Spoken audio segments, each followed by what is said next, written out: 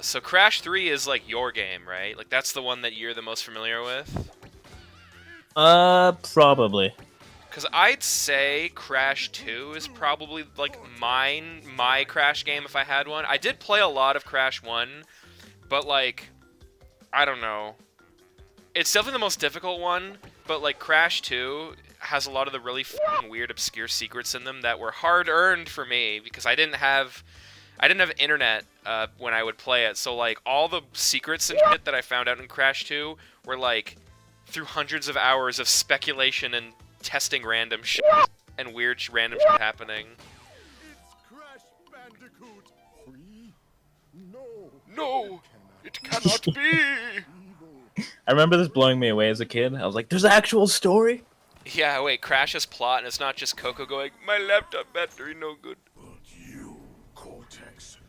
Oh no, he's being a big blue sperm is waving at him. One thing I don't like about Cortex's design is that end being like a metal like plate. Oh yeah, I always thought it was a tattoo. Yeah, I like that better in this original design. Yeah, they wanted to like make it stick out, and they gave it like a third dimension, and it looks kind of Yeah, weird. We already have Engine be the weird guy. Yeah, with metal on him. Uka Uka looks really good. I kind of prefer how Cortex looks in Crash 4, and Crash in Crash 4 looks a lot better too. I am the blue British man. Right off the bat, you're being a basic bitch and you're doing the levels in order. I mean, I don't need to. I always do Toad Village first. That's fine. In all honesty, it's like there's like 2 vehicle levels and an underwater level in the first world. So come on, man. Oh god, I forgot. Finding a bonus path doesn't cost lives. Yeah, okay, dude. I saw the new Transformers movie. Yeah.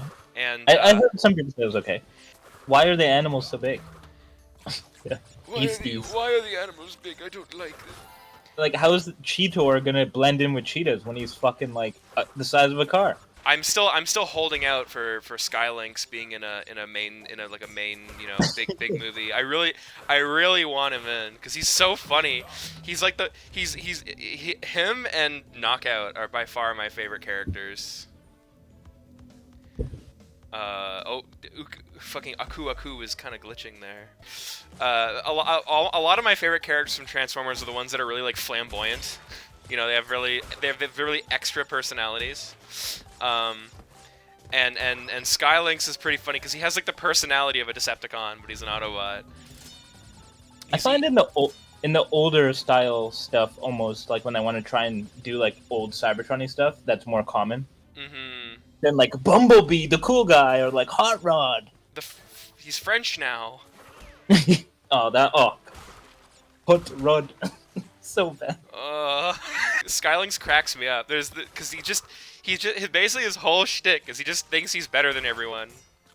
He's so fucking funny. There's a whole bit where he's like in charge of the Dinobots, and he's like, I can't believe Optimus would put me in charge of fucking Grimlock because his brain is so small. It's so small I could serve it as an in-flight snack because those are small. That's great. Oh look, Commander Modesty's here. You're damned right I'm a commander. Look, I'm clearly more set better to lead and shit. Fuck. Let's do Boneyard. Boneyard's fun. Soundwave, more like shitwave.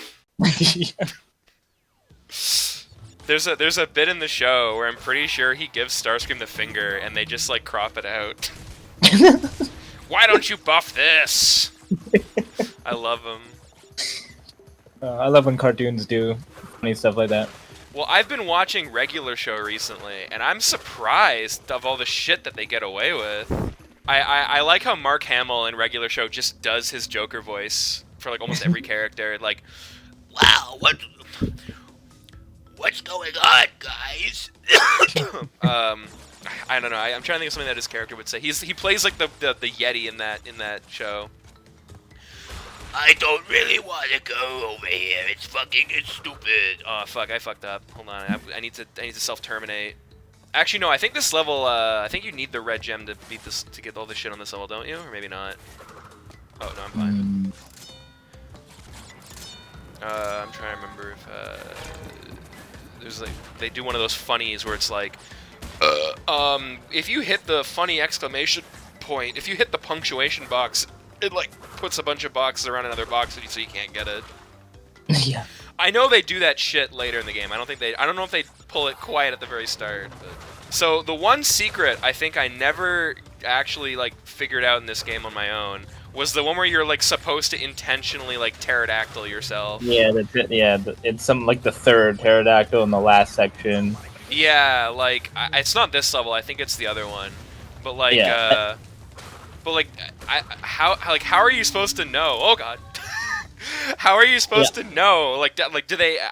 I don't remember if they like I don't know. They give the pterodactyl like pink polka dotted underpants or something. Like I don't know what the visual indicator is if there's any hint at all. In the original game, I don't remember there being anything different. I think in this game they did. Like they made it look a little different, but I found out from like a PlayStation magazine or something like that. I love the design of this like fish pod. It's very cool. And shooting the missiles is fun. Yeah, I think they made the missile firing actually faster, because you can like I'm spamming it. I don't remember being able to fucking like mash them like this. I'm just a destructive force. Fuck you, mine. You're stupid. It's too bad in Wrath of Cortex they got rid of it for the stupid like submarine thing. Oh yeah, the submarine, and also the submarine like falls apart if you like touch like a small jellyfish. Yeah, it's like the one in Earthworm Jim. Oh, the only Earthworm Jim one I played, I think, was the one on Nintendo 64. Yeah. The one where you're like in Earthworm Jim's brain. Yeah. Yeah, you're like in his brain. If I find like I don't know if there's ever like a PC port of it or whatever, but I don't have the cartridge. Like I don't have the 3D or something. Yeah, I think it's Earthworm Jim 3D. Yeah, I just remember like there's like a living booger and he's like your sidekick, and I was so grossed out by him as a kid because when I was a kid, I like boogers were like really grossed me out because I remember in kindergarten every kid had a snotty nose except for me, and I would like be so grossed out that I would like not look, like I would like have to close my eyes around the other kids because they had crusty, snotty, gross all over their face. Sounds like kids. Yucky. I think actually his fur kind of looks better than Crash's. Tiny squash puny cart. It never occurred to me for a very long time that he's supposed to be a Tasmanian tiger and not an actual tiger. I thought the story was like he was a hamster that got turned big. No, he's a Tasmanian tiger. Yeah, I don't know where I got that headcanon from, but I got that headcanon that's what his name was Tiny originally because he was like a hamster. I know some of the headcanons you have about Crash Bandicoot are from fucking stupid shit that I would say, like Engine being Irish. No, that's just a funny one. You know. I've missed the box. I'm getting every gem. I'm a completionist. Where were the other stupid jokes What were the other dumb jokes we made about I like the guy who's holding the brick. What are the other stupid Crash jokes we used to make? That was so long ago, I don't know. I remember we had that whole when fucking Infinity War was coming out, we had like the shitty Infinity Stones. the Finity Stones. The Finity Stones, yeah. Well, for the sake of archiving the knowledge, oh god. Dope. Marvel, if you ever run out of ideas, why don't you just make a war for stones that are finite? Yeah. That have shitty abilities. Yeah, what were all the abilities? What were the abilities, though? I think one of them was... I think the Space Stone one was, like, you can travel through space-time, but only when holding a lawn gnome, and every time you travel, the lawn gnome is used. Like, it gets used up. It was something like that, where it's like you had to take something with you, like, the size the distance you wanted to go. I think it was the lawn gnome one. I think you had to have a lawn gnome with you. Was it just lawn gnomes? Yeah, fuck, I missed box again. There was one that was like... what was it? You were immune to poison if you were wearing red or something? Yeah, but then if you... No, I think it was you're completely immune to poison, but if you make contact with something that's red, you instantly die. Yeah. I think that's what it was. It was something really stupid. There was Yeah, one and then more. there What was the power? No, the power stone was like this was I think before Glass came out. But the idea with our shitty power stone was like, yeah, you're really strong, but if someone hits you with relatively low impact, it like has the opposite effect of being Yeah, high impact. that, So like that's yeah. if someone like rubs a cotton ball on you, it like fucking completely degloves all your skin. Or it's like grass. Like, Yeah, like a blade of yeah. grass will like cut your entire fucking head off. Do they do that in Glass? I think the idea is that like he has like that condition where you have like really fragile bones or something. And actually, now that I think of it, there's a character in Shyamalan's movie Old that's like that too. So I don't know. It's kind of he has two movies with characters that have some kind of fragile bone thing. I wonder if there's like lore behind it. Why? You're telling me M. Night Shyamalan went back when it's not the best vehicle levels, not the worst, but I think my least favorite vehicle level was probably the kayak from Tomb Raider 3. The kayak is pretty miserable. I don't remember that at all. Well, you didn't play Tomb Raider 3, I don't think, did you? I've seen a little bit of it. I don't think so. Tomb Raider 3 is my favorite one, but it's also, fuck. This is not a very precise vehicle, I'm gonna say right now. There you go. Fuck.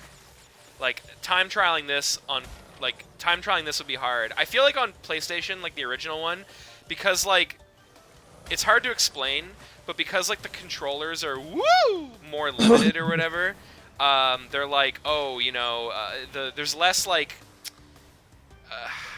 you use the D-pad, so, like, the controls are sharper, so that it's, like, less hard to miss things, because there's less, like, gradation of, like, what you're doing. Does that make any sense?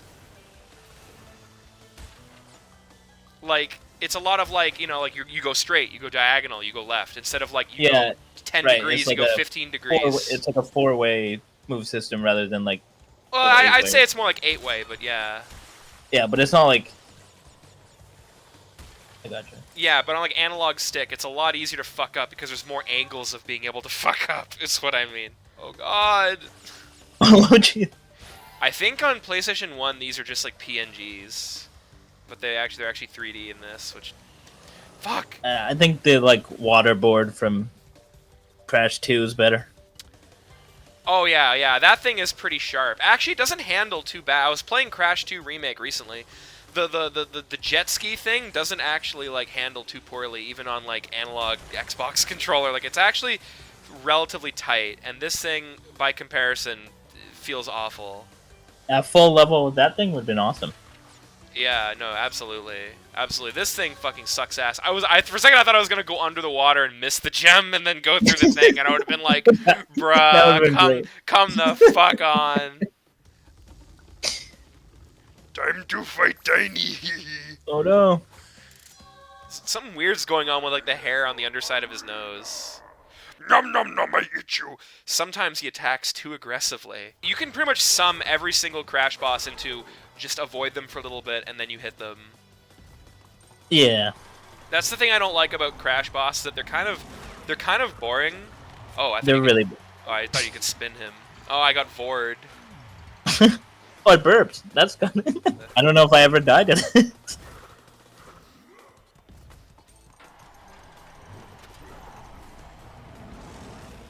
Yeah, I prefer his boss fight in 2. Even though it's just basically Ripperoo. Yeah. Well, it's Ripperoo, but it's pitfalls. Yeah. It's visually cooler, I think. And the music is spookier. I do like that he's, like, time appropriate. Like, arrow-wise. Like, he's, like, you know... What do you mean? Got some armor. Like, he's got armor on. And, like, none of the other bosses, like, have that. Yeah, dingodile is just like, yo, I'm just, like... He's out in the cold. I don't know, in the Ice Age or whatever. He's a reptile. Wouldn't it kill him? Yeah, even though he's got the flamethrower, but, like, he should, like, if he had a jacket on or something. Yeah, he would... I think he would look very, very, very, very cute in, like, a parka or something. I mean, Entropy gets a pass. Because he's just the clock. Yeah. Because he's era appropriate. Clock, man. Fuck you. Oh. They're throwing tomatoes at him? I didn't know. Yeah, they throw shit at him. They're like, oh, you ragdoll physics? Oh, you can ragdoll him? They took this from Dark Souls? Oh no, I was really hoping we'd be able to play one game without someone fucking mentioning Dark Souls. God Never. damn it. Never. It's never going Fuck's away. sake.